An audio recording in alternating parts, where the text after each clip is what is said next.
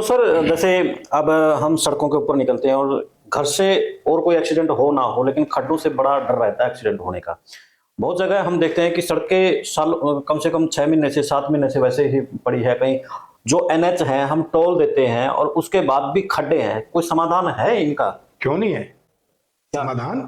देखो, पुलिस एक ऐसा महकमा है, हर समस्या का समाधान हमारी किताब में है, क्राइम बुक में अंदर है। अब बीएनएस है, पहले आईपीसी इंडियन पेनल कोड होता था, अब भारतीय संहिता है। उसमें हर क्राइम के बारे में जो भी महकमा है, जो समस्या है, उसका हल है।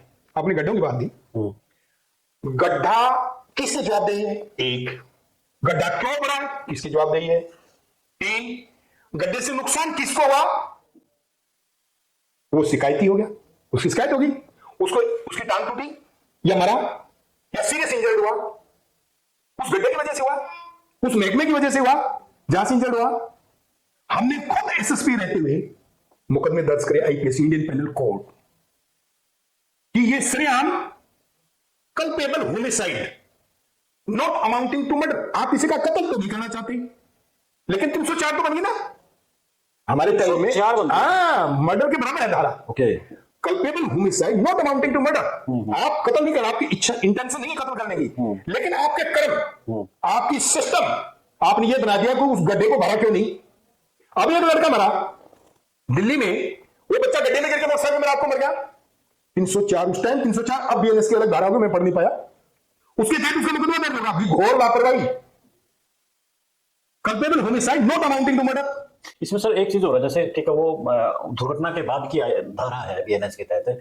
अब जैसे मान के चलो कि मैं कैथल से कुछ क्षेत्र तक आ रहा हूँ, रास्ते में खड्डे हैं और मैं सेफ्टी से यहाँ पहुंच गया हूँ, लेकिन उन खड्डों के खिलाफ डिपार्टमेंटली मैं कार्रवाई करता हूँ। डन, तो कैसे 1 मिनट में डन, कैसे हो? डन। आप उसका सारे रिकॉर्ड निकाल दिया, आजकल तो सब कुछ डिजिटल है। आप थाने में जाइए, थाने में मतलब जो जुडिक्शन है, आप कैथल टू कुरुक्षेत्र आए, राइट? ओके, 60 किलोमीटर का एरिया है, वहां पे 3 थाने लगेंगे। ढांड का थाना लगेगा, हाँ जी, कुरुक्षेत्र का लगेगा, हाँ जी, और उधर सदर कैथल का लगेगा, हाँ जी, क्योंकि मैं यहाँ रहा हूँ। एसपी तो मुझे एक जुडिक्शन पता है। तीनों थानों के एक्सीडेंट मुकदमे निकाल लीजिए, राइट? उन एक्सीडेंट मुकदमे में वो इंजर्ड आदमी उनको निकाल लीजिए, ओके, वो आपके कंप्लेनेंट हो गई। उन कंप्लेंट को, उनके वो बेचारे दुखी है, उनको ना तो कंपनसेशन मिला, ना उनके बच्चों की कोई भरपाई हुई, वो धक्के खा रहे हैं, जीवन बीमा किसी को मिलता नहीं। अच्छा, जो एक्सीडेंट केस है वो डेट पे डेट कोर्ट में मिलती रहती है, वो बेचारे परेशान। वो थोड़ी आपके कंप्लेनेंट बनेंगे, आपके साथ देंगे। वो 10-12 कंप्लेंट जो आपको मिल जाए, सबसे पहले लो मरने वालों की, फिर इसको लो सीरियस इंजर्ड की, और लास्ट में लो इंजर्ड की। जब आपके पास ये इतने केस हो जाएंगे, और इस केस की एफआईआर दर्ज कराओ, वो सारे गवाह बनेंगे। एक आदमी एफआईआर दर्ज कराएगा, आप एफआईआर दर्ज कराइए। पुलिस को क्या चाहिए? एफआईआर।